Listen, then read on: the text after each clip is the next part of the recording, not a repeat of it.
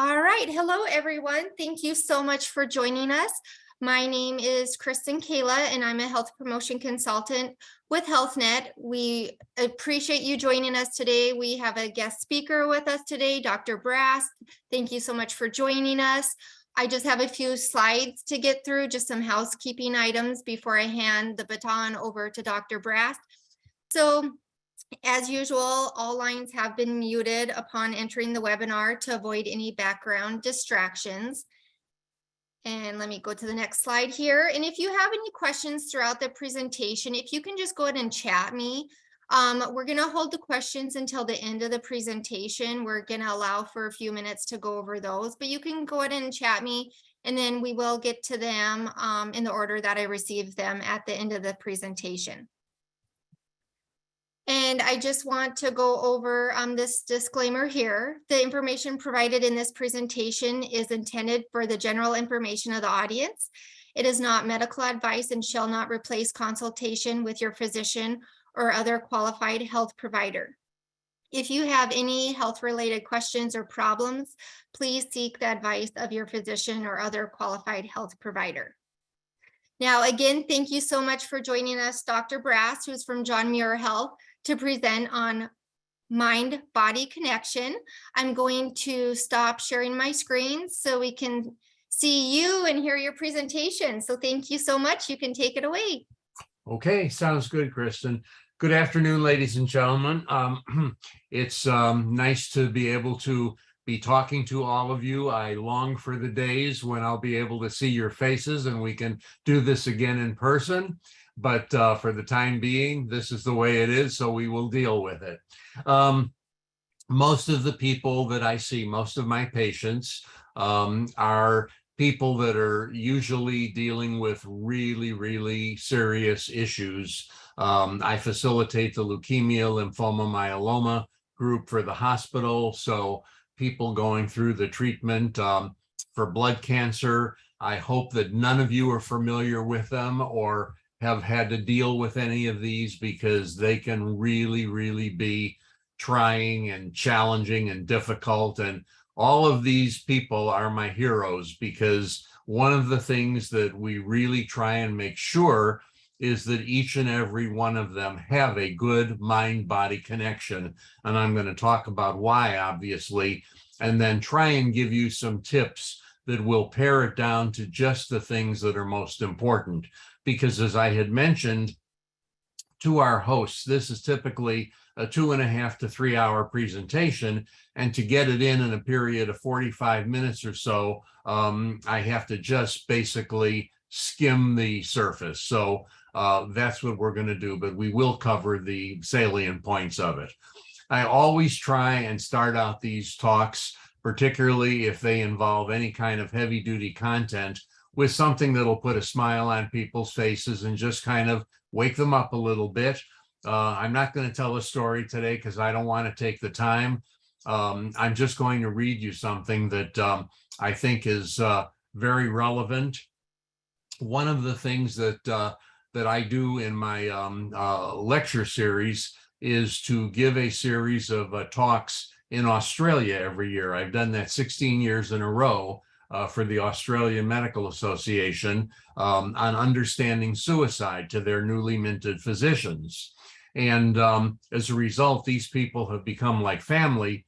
Over 16 years, the doctors that sponsor this series have really become close friends. And they are characters. I don't know how many of you know Aussies, but they have senses of humor that are absolutely over the top. And for the first time in all these years, I actually got an email that was fairly serious that I want to share with you, because I think it might be helpful to some of you as well. This came from one of the physicians that I know real well, and he emailed me this and said, Alan, I would like to share an experience with you about drinking and driving. This might save you the cost and embarrassment of being arrested for a DUI. It could also obviously save your life. As you know, people have been known to have unexpected brushes with the authorities from time to time on the way home, often after a social session with friends or family. Well, 2 days ago, believe it or not, it happened to me. My wife and I were out for the evening to a lovely party and had more than several margaritas coupled with a bottle of rather nice wine. It was held at a great Mexican restaurant. Although relaxed, I still had the common sense to know I was probably well over the limit. That's when I did something I've never done before. I took a taxi home. Sure enough, on the way home, just as you folks have in the US, there was a roadblock where they check everybody. But since it was a taxi, they waved it past and I arrived home safely with my wife without incident. These roadblocks, because you know, can be anywhere. And I realized how lucky I was to have chosen to take a taxi. This was a real surprise to me because I had never driven a taxi before.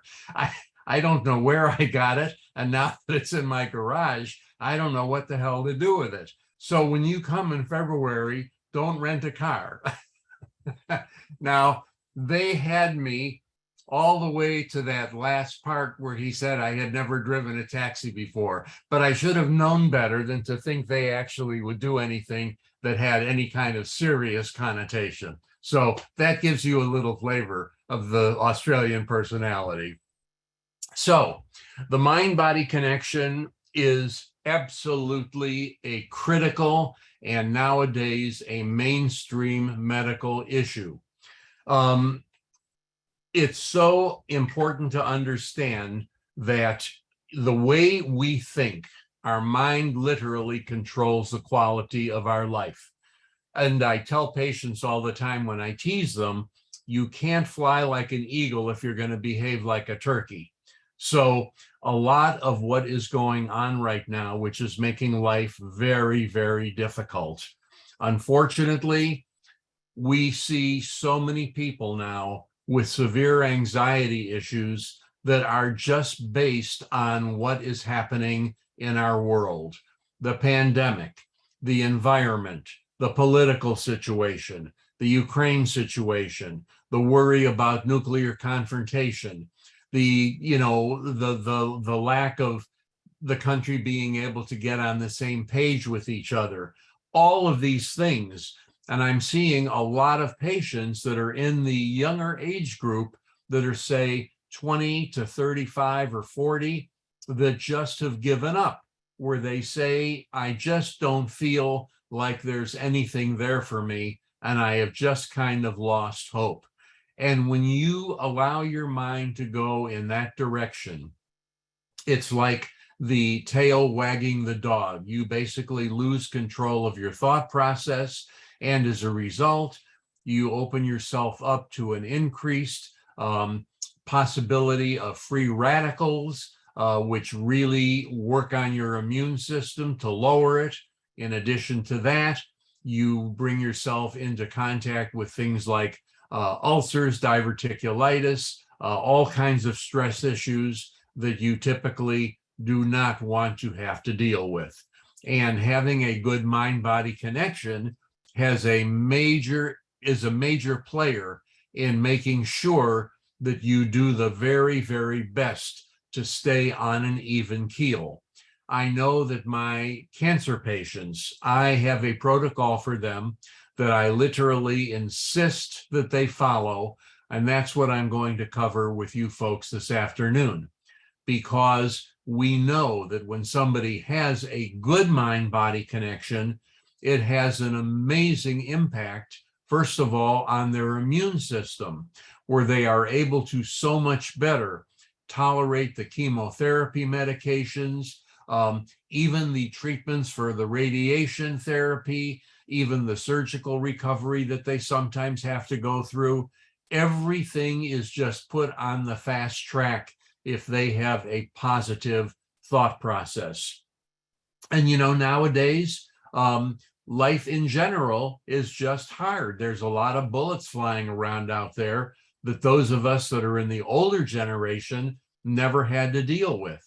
I went to an inner city high school in Chicago, and I went with blacks and whites and Latinos and Asians and Polish kids and Jewish kids and Italians, and we all figured out how to get along. But the thing that was so noteworthy was that if you did have a problem with somebody, in 4 years, the worst thing I ever saw with some kid get a black eye or a bloody nose. We had no guns, no knives, no drugs, no metal detectors, no cops on campus, none of the stuff that these people have to go through now on a very, very routine daily basis. And then you add to that the digital toxicity that comes from the lack of communication we're seeing, because people are just literally attached and wired to their devices, particularly the younger people, where I've had patients who will have a full-blown panic attack if they forget to charge their stupid iPhone. And you add all of this together, and it just tears at your mind-body connection. So the way to be able to correct that is to just have a few precepts that are absolutely inviolate, that you practice every single day. And when you do that, it makes a world of difference in the way you are able to deal with life. First of all, exposure is one of the most important things. What percentage of the news nowadays is good news? Maybe, if we're lucky, on a really good night, 2%. My wife and I keep ourselves current by watching just one newscast a day, because it covers both the local, national, and international news. And it's David Muir, ABC World News Tonight from 5:30 to 6, and then we're done. And what we laugh about is it's like watching a horror show, because it's 30 minutes basically of bad news until the very end. He has this little 1-minute segment called America Strong, where he has something positive. But the problem is that so many people have become news junkies. I have patients that watch the 4 o'clock, 5 o'clock, 6 o'clock news, then they'll turn it on again at 10 o'clock at night, wanting to go to bed at 10:30. They turn it off and can't understand why they can't fall asleep, and their mind is still roaring like a freight train going down a mountain. And you just cannot do that to your head and expect it to join your body in quiet, peaceful relaxation, allowing sleep to embrace you. So don't become one of these CNN, MSNBC, Fox, or whatever news junkies, where you are constantly looking at your phone or your iPad all day long with every event that happens in the world, most of them being bad, sticking it right in your face. That is one of the first initial things that I absolutely try and drive home to all of my patients, whether they're just emotional trauma patients being seen for anxiety or for depression or a variety of other things, or one of the people in one of my cancer groups, is to just do enough to stay current so you don't feel like you're ignorant of what's going on in the world. Get it over with in 30 or 40 minutes, and then be done with it, and try and maintain that positive mind-body connection. And in the interest of time, I'm going to cut right to the chase and just talk a little bit about these specific things, which is literally just a list that I give to each and every new patient. And I check this with them and examine them for this every single week at every single appointment to make sure that they are following these particular points. And I'm going to give you a medical clinical example, followed by a practical example of what I'm talking about with each one of these, so that if you do want to connect the dots on questions, it makes it a little easier to know exactly what I'm specifically talking about. So the first is, we are finding more and more people right now have totally lost touch with understanding the 3 laws of decision. And that is absolutely crucial. What are they? A lot of people don't even know. The first of which is, when something happens to you that is correctable by you, even if correcting it is going to be a little bit intimidating, scary, embarrassing, whatever, do it right now. We're finding people that have small upsets happen to them, and instead of dealing with it right away on a timely basis, they are letting it mull around in their mind for 2 or 3 days until it becomes this huge elephant in their head that is now so out of control, they don't even know how to approach it. And this is really a mistake, because nothing will invade a positive mind-body connection faster than having something unfinished that you could have dealt with right away going on in your mind. Here's the practical example. I like to use this because it's fairly recent, but more important, I'm in love with this patient. I was referred this 94-year-old woman who is amazing in that she is as sharp as a 35-year-old, and her mobility at 94 years old is downright unworldly. And the reason I said I'm in love with her is because it's been many, many years since anybody has referred to me as Sonny Boy. And that's the way she called me when we introduced ourselves. So at any rate, I happened to see her on a Monday for one of her appointments. And she came in and we had our appointment. And then as I was walking her out to the reception area, I was just making small talk with her. And I said, "So how was your weekend?" "Oh," she said, "it was amazing." She said, "I have this friend staying with me from the East Coast who I've known for 75 years. She said, we've been like sisters our entire lives." And she said, "We've had such a good time until this morning, just before I left for your office. We were having the end of our breakfast and she said something to me that shocked me so much and hurt my feelings so bad, it was like being cut off at my knees. And she said, I've decided that when I go home and leave your office, I'm going to ask her to leave and end her trip early." And I said to her, "Well, how did she respond when you questioned her about whatever it was that she said?" She said, "Well, I'm not going to do that." She said she knows what she did, and if she wants to make amends, I'll listen, but I am certainly not going to initiate the conversation. I gently put my hand on her shoulder and I kind of spun her 180 degrees. She said, "What are you doing?" I said, "I changed my mind. We're not finished yet." And I took her back in an exam room and I closed the door and I said, "Here's what you're going to do.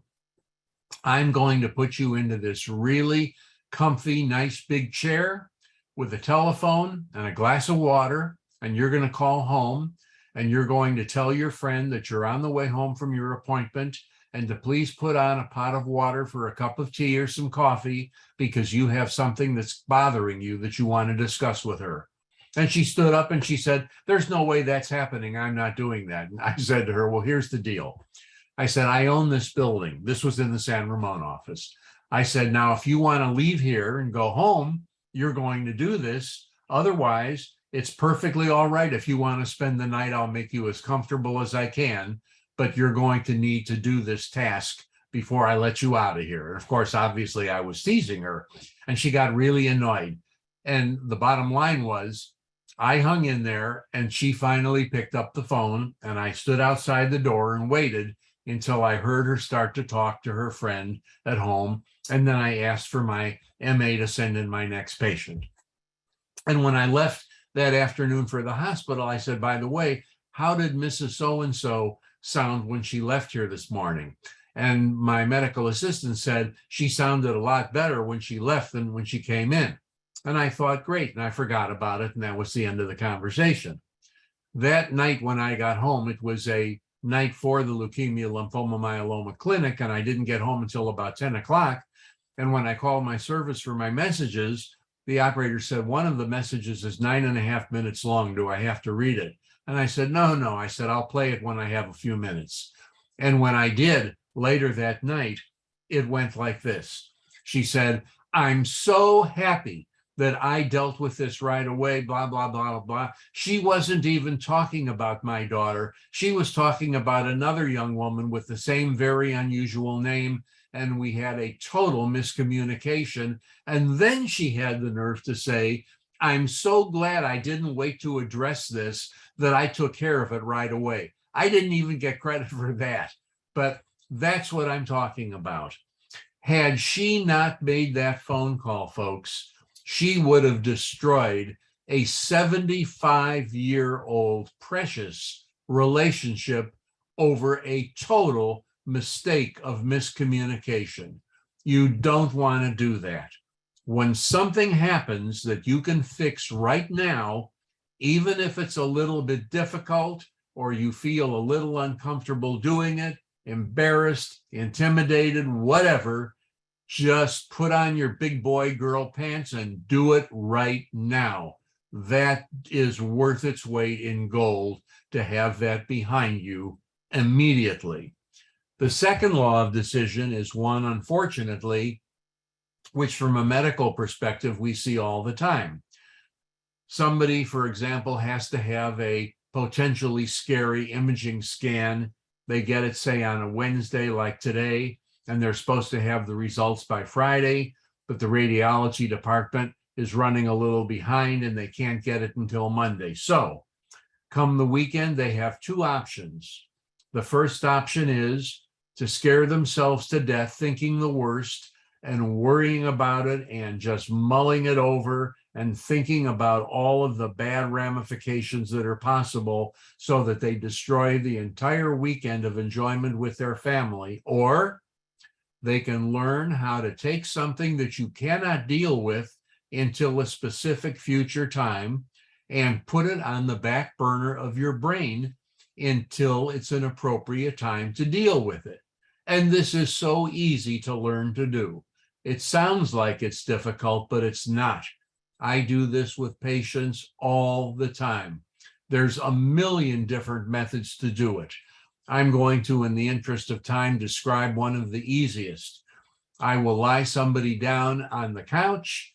I will turn the lights down. I will tell them to visualize the little black square stop button on a CD or a DVD player. Everybody knows what that is. And to think of that scary issue that they're dealing with. And as soon as they think of it, to push mentally that stop button and just will that out of their mind. And they do, and it goes away immediately. But of course, it comes right back in 10 seconds. And I tell them to push the button again. And when they're learning to do this, they might have to push that button the first day 35, 40, or 50 times. But in the basic time frame, that's nothing. It doesn't even total 2 minutes.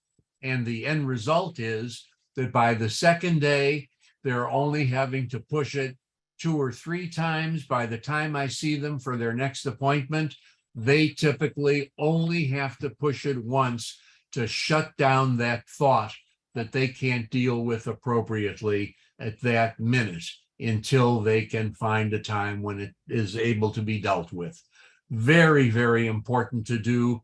And the results of it are worth its weight in gold because you don't do what we call this anticipatory anxiety of forward thinking.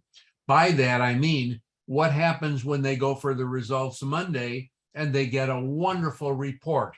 The PET scan is totally clear, it's cancer-free, and here they destroyed their entire weekend and their entire mental thought process worrying for 72 hours for nothing. So that's just sheer waste of exhaustion and time for something that turned out positive. So learning how to do that is absolutely paramount. And then the third law of decision, which is really, really important to learn because I don't care who you are or how old you are, it's going to happen to all of us. That is when you lose something that you love to do because either in the case of the people that I'm seeing, they either because of their treatment or their surgical procedure or a combination of all of them, they no longer can do a particular sports activity or a particular mind activity or voice activity. They have, again, 2 options. The first is absolutely terrible, which is to just go back to that world of living on memory lane when they dwell on, I remember when, I wish I coulda, woulda, and just live in the past. It is so profound that medically we actually have kind of picked up a slang term for it, not any, kind of a derisive term, but a term so that very, very short verbiage.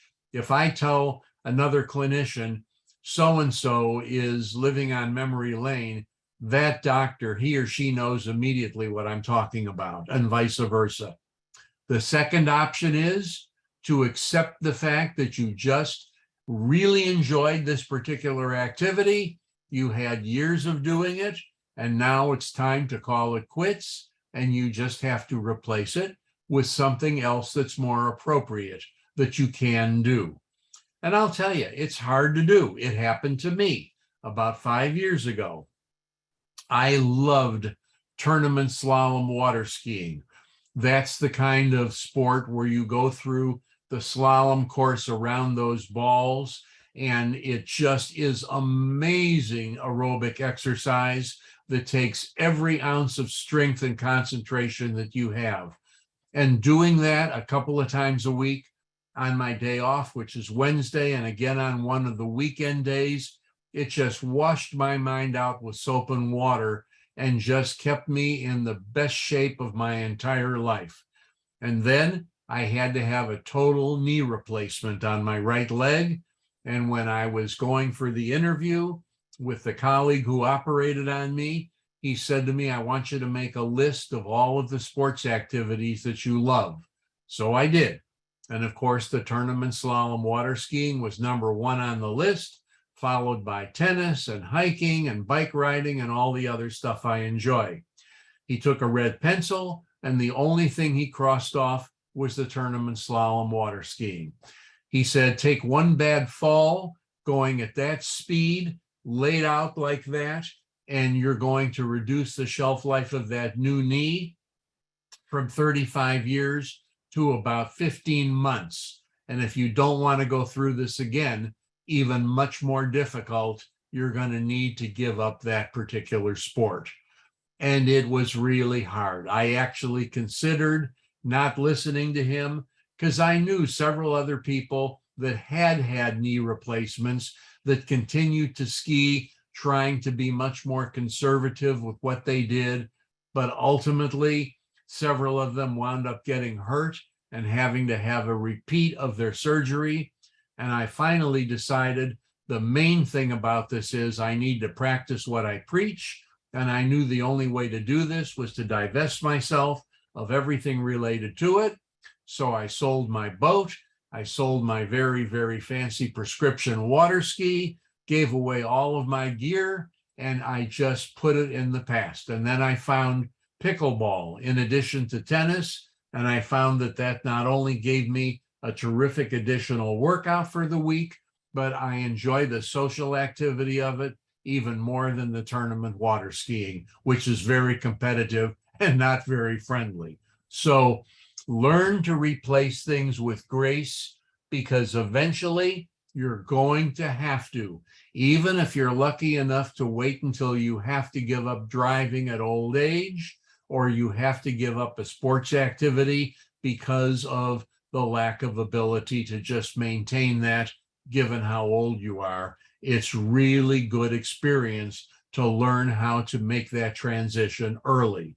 Those 3 laws of decision, folks, are absolutely the most valuable tools you can ever put in your quiver along with your other arrows. The other item, and this is one that is so important nowadays, stay out of the atmosphere of negativity.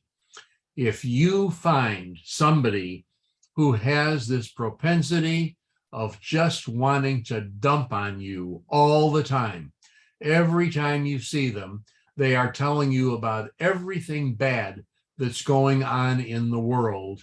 You want to divest yourself of that relationship. And that is even more profound nowadays than it's ever been, because people that have a poor mind-body connection, they are able to unload some of this by victimizing people that will listen to them, that they can just constantly be putting this stuff on. Now, I'm not talking about not listening to a good friend who's got a genuine problem or something, or being there for somebody. That is totally different. I'm talking about somebody who has this attitude where if you say, how you doing today? It's a beautiful, beautiful day. And they'll say something like, the day ain't over yet. That's the kind of person you want to stay away from. And sometimes it's hard.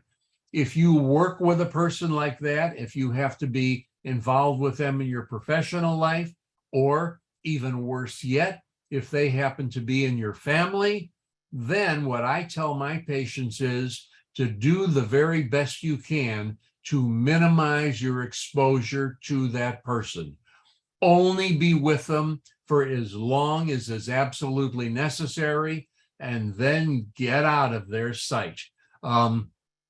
I had that happen to me several years ago, and it's really kind of strange because here I, tell patients routinely how important it is not to be involved with people like that. And I kind of got caught up in it myself. I played tennis with a doctor who every single Wednesday in the summertime, we would be standing there on a 90-degree day on a concrete tennis court. And between every point, he would go to the net and he'd motion me over there, and I would go over and meet him. And he would drop some question or some case he was working on, or ask for some opinion about some consultation. And in the middle of a tennis game, when it's blistering out there. And finally, when I woke up after a week or two of this, I said to him, we're both out here to get some exercise and have a good time on our day off. If you want to talk shop, call me later, or call me at home tonight or at the office tomorrow, and I'll be glad to talk to you about it. But let's not practice medicine on the tennis court. And he didn't listen. I told him much more firmly, and he still didn't listen. And I divested myself of that relationship. And because we were involved on a collegial basis, I found another consultant to be able to refer patients to in that specialty. So I don't want to be around people like that. Neither should you want to be. It's very, very important. Stay away from negative people. And I will tell you also one more example of this, which really shows how difficult this can be. I have a fairly new patient who's a young woman suffering in the worst stages of treatment for one of the many forms of leukemia. And she came in for her Friday appointment not too long ago, and she looked like she had been hit by a 20-ton truck. And I said to her, you look like you have really, really had a tough week. What is going on? This is new for you. And she said, it's not my treatment. She said, it's my aunt. Let's call her Lucy. She said, my Aunt Lucy. She said, I have breakfast with her every Friday morning. And she said, I have these 2-hour sessions before I come for my appointment with you, where I have to listen to her just talking about nothing but her arthritis and her ills and how hard it is for her to hear and all of this stuff. And she said it wouldn't be so bad, but she said the worst part of it is in that whole hour and a half or 2 hours, she never once asks me how I'm doing with my treatment or how I'm getting along with going through all of this therapy and chemo that I'm dealing with. I said to her, you know what? We're going to fix that right now, real easy. You're going to just call Aunt Lucy and you tell her, with all of your medical appointments and obligations you're going through right now, you can't do these Friday breakfasts anymore for that length of time, that you'll stop by and bring her a bagel and a cup of coffee and spend 20 minutes with her, and you're out of there. And the next Friday, when she came for her appointment, she stood in the doorway and she said, the slaves have been refreed. And it was so easy to do, but you just don't realize it often when you are the one being victimized. So keep your radar on so you don't get caught up in that. The next item is, and there is almost nothing, folks, that is more important than this right now. In this day and time we're all going through, and that is If you don't have a sense of humor, you better go out and get one because you're going to need it. People are so edgy, so angry, so, I don't even know what to call it, not necessarily intentionally unfriendly, but so short and caught up in so much of their own misery now that a lot of times, like my wife had an experience at the supermarket where she forgot to bring a bag into Safeway from her car.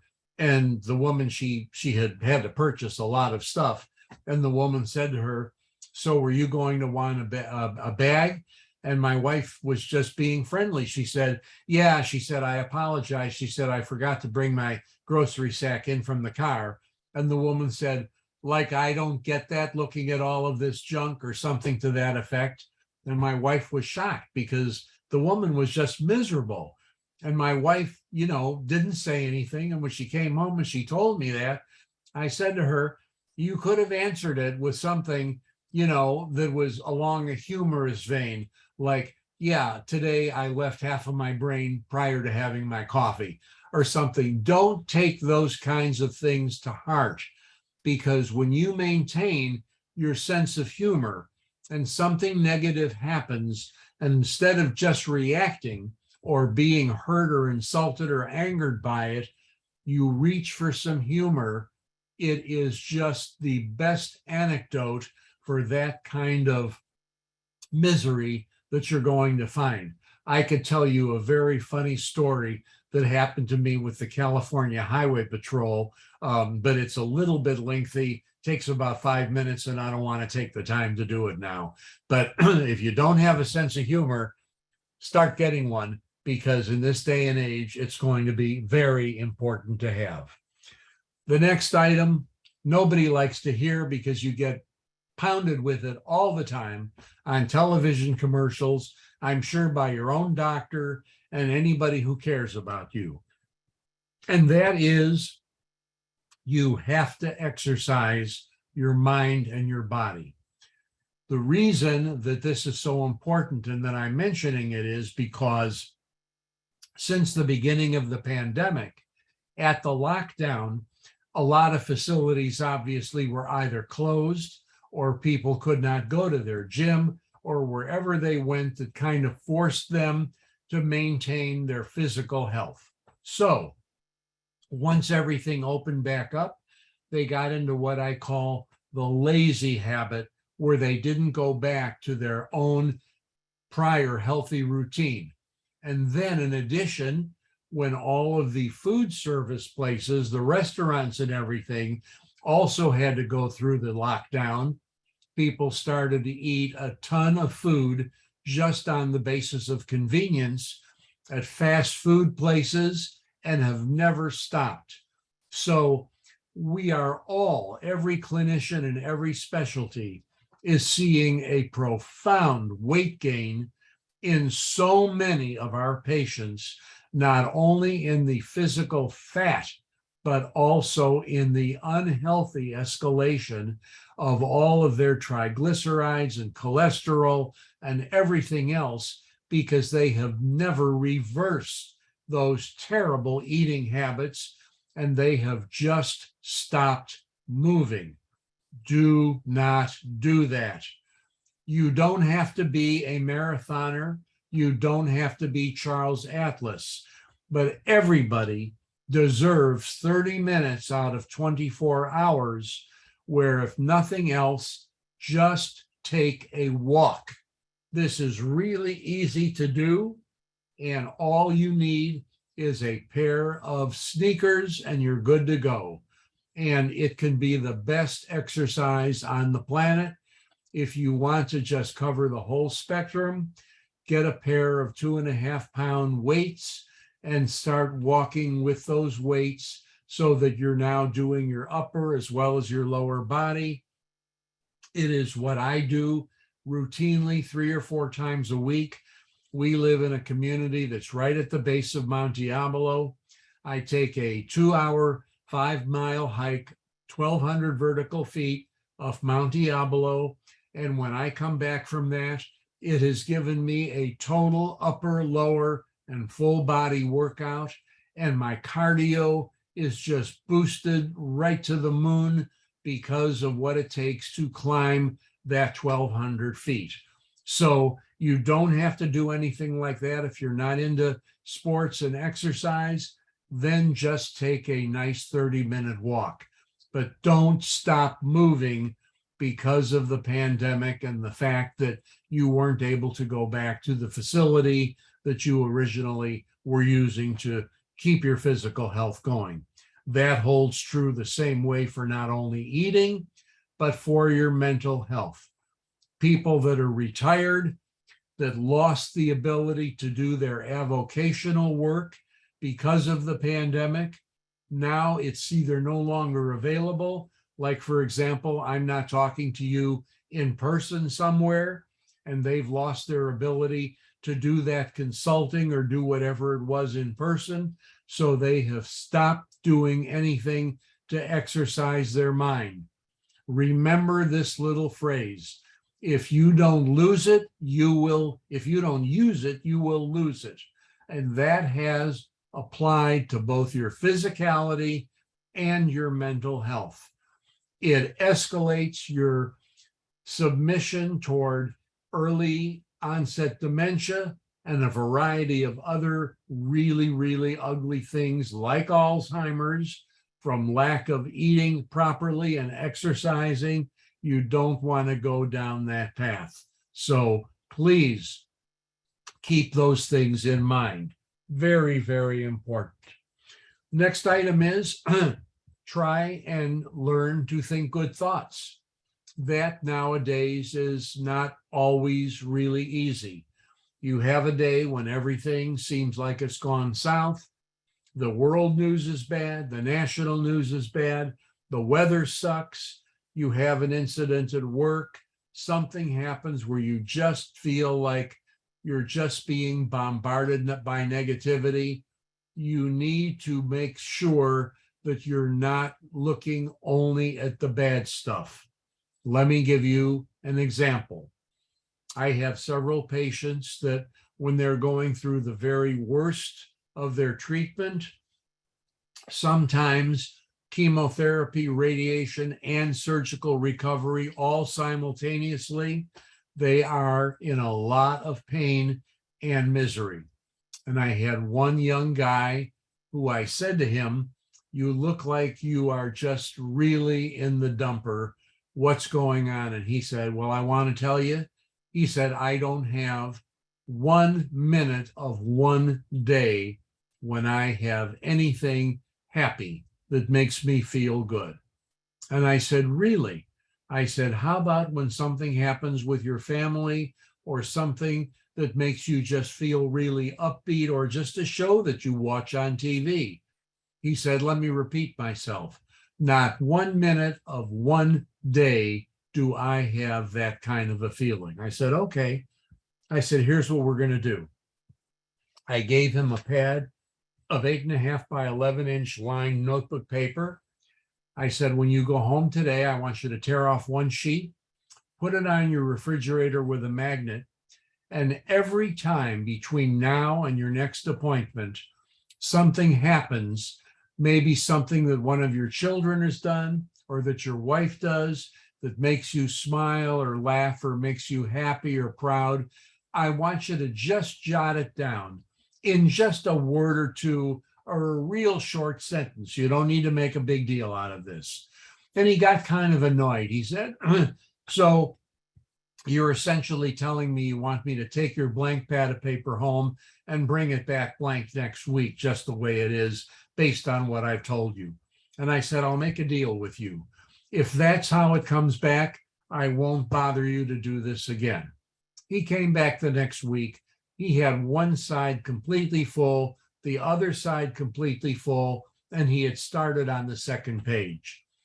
What happens, folks, is that when we live in this miasma of negativity, we become like a horse with blinders on, where our brain stops seeing outside of the blinders the good stuff that's happening. Yeah, there's a lot of bad things going on right now, but there's also a lot of really good things that are very, very inspiring, happiness provoking, and positive if you look outside of those blinders. Make sure that you do. Do not get caught up in that world of constant negativity because it just does in indescribable damage to your mind-body connection, which you definitely don't want to do. Next thing, I'm going to kind of combine three things really quickly because we're already ready at 1:45, and I do want to leave time for questions or for anybody that has anything that is specific to something that I might not have covered. So one of the most mainstream therapies that we use now, particularly for cancer, and all five of the top cancer institutes in the United States, Sloan Kettering Memorial, the Mayo Clinic, the Cleveland Clinic, UCSF, Stanford, and a myriad of other facilities of gold star ranking, use music therapy. Music therapy is absolutely one of the main ingredients in helping people keep a real positive mind-body connection. I use it for every single cancer patient that I have. I have them get into a real comfortable chair. If they don't have a recliner or a lazy boy or something like that, I have them lie down, turn the lights down low, get a pair of over-the-ear, real comfortable headphones, not the earbuds that stick in your ears and you're always aware of, but those nice cushy over-the-ear phones, which are very inexpensive if you go to Target or Walmart or a place like that, and connect it to a music player, your phone, or any device where you have your music. I don't care whether you're a fan of long hair opera or acid metal rock or anything in between. Put on your favorite music at a low volume, sit down in that chair, and just do 15 minutes of guided imagery while you are doing cleansing breathing. Cleansing breathing is one of the most beneficial things you can do to just lower all of your bad chemistry, like cortisol, which is an inflammatory hormone that is the first thing we test for when it's suspected that a patient has had a coronary, because it just shows all of the inflammation in the blood that attacks every soft tissue organ. And things like, excuse me, adrenaline, that's a fight or flight hormone. When you are stressed, all of these chemistries are just raging at that level, which is the personification of unhealthy. When you do deep breathing, along with letting your mind go to one of your places, which I'm going to describe in a second, it is the best medicine in the world to bring down that level of stress and just put you on a level playing field, allowing everything to relax, absorb your music and enjoy it, and just focus on positivity. First, about the breathing. Any of you that have taken an aerobics class or a spin class or any kind of heavy exertion exercise, very often the instructor will say, we're going to start by taking 3 or 4 nice, big, deep cleansing breaths. But they don't explain what that is. Many of them don't even know where the term came from. Cleansing breath is a medical term. When you live, as we all do here in the Bay Area, right at sea level in this very oxygen-rich atmosphere, you are barely breathing. We are all like a couple of millimeters away from rigor mortis because we're only using about 20% of our total vital capacity. If you were to compare a set of our lungs with, say, a person who lived in the Himalayas, our lungs would look like they came from a dwarf because we never expand or exercise them. When you take 8 or 10 big, deep, diaphragmatic cleansing breaths, where you fill up your lungs with as much air as they can handle and then gently let the air out, you flush all of that excess nitrogen and carbon dioxide from your bloodstream. Both of those gases are harmless, and they fill up that 80% of unoccupied space, because our lungs need to stay fully inflated so that we don't have a lung collapse, which is called a pneumothorax. And those gases, while they're harmless, they are the enemy of relaxation. So when you take 8 or 10 of those big, deep cleansing breaths, you evacuate all of that excess CO2 or nitrogen, and you give your bloodstream a total resurgence of fresh oxygen, which just allows everything to quiet down. The music allows your mind to just open up and lets you focus on your place. And your place is any place you want it to be, either real or totally contrived by your imagination, as long as your place meets these 3 criteria. It's got to be a place where you feel happy and joyful being there, maybe a gorgeous white sand, crystal clear water beach on some beautiful island that you've been to on vacation at some time, or some other place that just gives you total happiness. Or maybe you're just going to contrive it with your imagination, a place that you hope will look like that when you actually get there. Either way makes no difference, as long as that place meets these 3 standards. It's got to be a place, as I said, where you feel totally joyful and happy. It's got to be a place where you feel completely safe and secure. And it's got to be a place where you feel totally unrushed and unhurried. Other than that, it can be any place you think of, real or imaginary. You focus on that place while you are doing deep breathing and letting that music perforate your earphones on a very low level, all at the same time. And I guarantee you, when you get out of that chair or off of that couch, you will feel, as my patients often say, like they've had a $450 spa treatment. I insist that my cancer patients do this every single day for 15 minutes. I'm suggesting that you guys do it for 2 or 3 minutes a few times a day, which is a total of 6 or 7 minutes out of 24 hours, which is nothing. And it can make an excuse me, an amazing difference in how you feel. Finally, learn to change what you can. And as I said, deal with it right away and recognize what you can't change, and don't allow it to turn into frustration. I'd love to cover some of these other things, which are how to stay young, throw out non-essential numbers. They are just that, just age. Don't listen to somebody that says you're going to, your lifespan is only such and such. I've had patients like that 94-year-old on a routine basis that are still vital. Keep only cheerful friends. Keep learning. Challenge your mind. Don't stop stretching yourself to the edge to learn how to do new things. Very, very important. Laugh long and hard.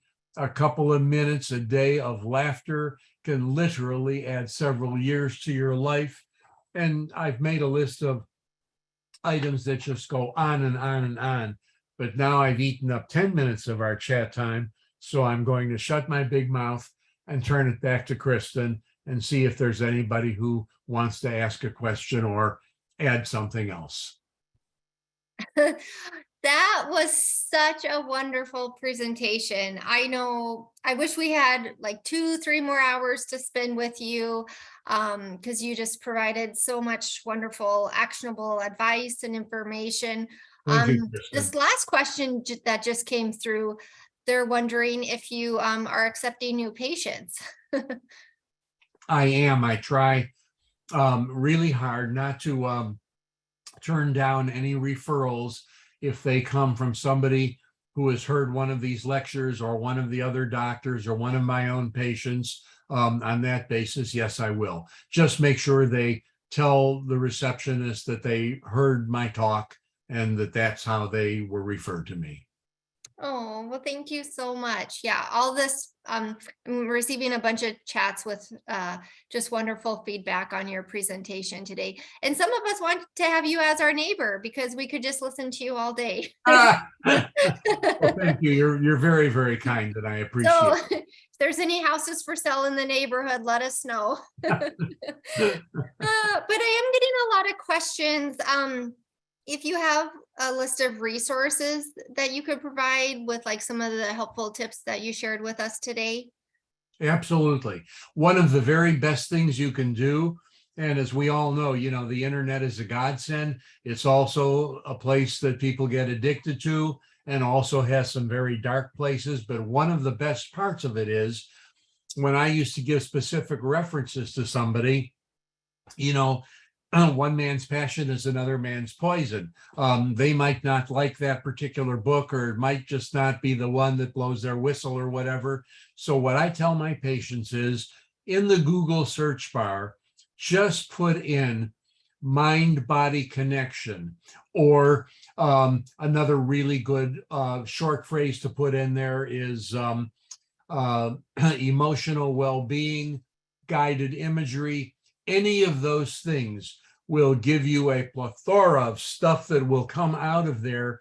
The best part of which is you usually will get to listen to at least 10 or 15 minutes of it before they actually ask you to purchase it, which is so cool because unlike the old days, you don't wind up with something that after you read a little bit of it, you say, this really isn't for me.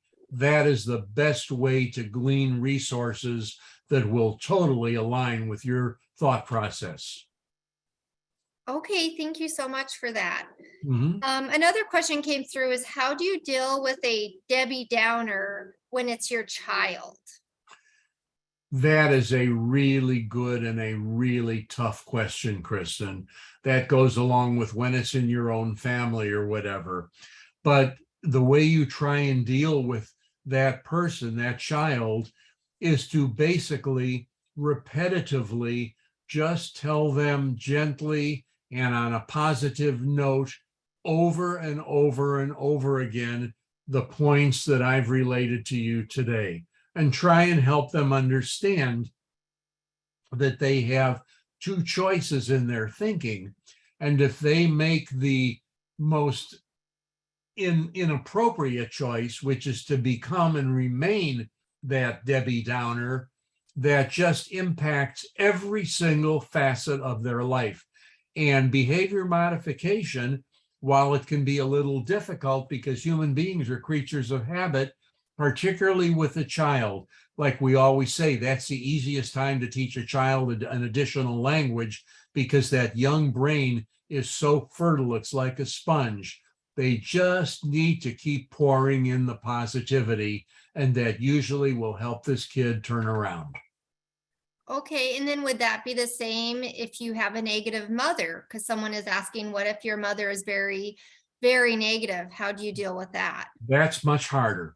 It's much harder because if a mother is a mother of somebody who's already adult, that means she's an older person and they are more reluctant to be willing to change, but the methodology would be the same.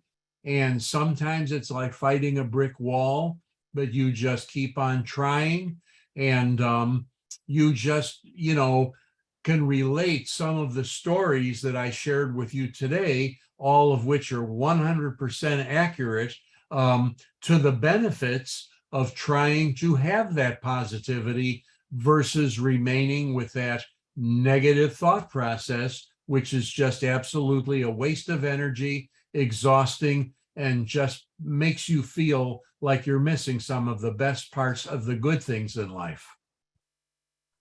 Okay, great. Thank you so much. And I know we're just at time. So I am having a few requests come through, actually quite a lot, including myself. We'd love to have you back for a part 2. Perhaps we could even make this a little bit longer. I don't want to, I want to be mindful of everybody's time today. I'm sure some people might have meetings to get to and back to lunch, but again, it has been a pleasure having you today. So many good tips you provided to us today. The information was just wonderful. So thank you so much for your time. Oh, my pleasure, Kristen. Thank you so much for attending, all of you. Yes, thank you. And to kind of a second part to this, we have our April wellness webinar on April 19th, and it's work-life balance. So it will be again from 12 o'clock to 12:45. So I hope you join us for our April webinar on work-life balance. We're going to find out if our work and life actually balance. We're going to discuss work-life integration strategies that help us balance those things we must do and those we want to do. We're going to identify how our values, time management skills, self-care, and mindfulness are just a few important tools that help us find our true engagement in both our professional and personal lives. So look forward to that. I didn't want to share my screen just for that one slide, but again, that's on April 19th and it'll be work-life balance. So I hope you join us. I'll send out that invitation here in a few more weeks. And but thank you again for your time, and I'll go ahead and stop the recording. Please reach out if you have any questions. Thank you again, Dr. Brast. I hope you have a wonderful day. You too, Kristen. Thank you as well. Thank you. Take care, everybody. You too. Thank you.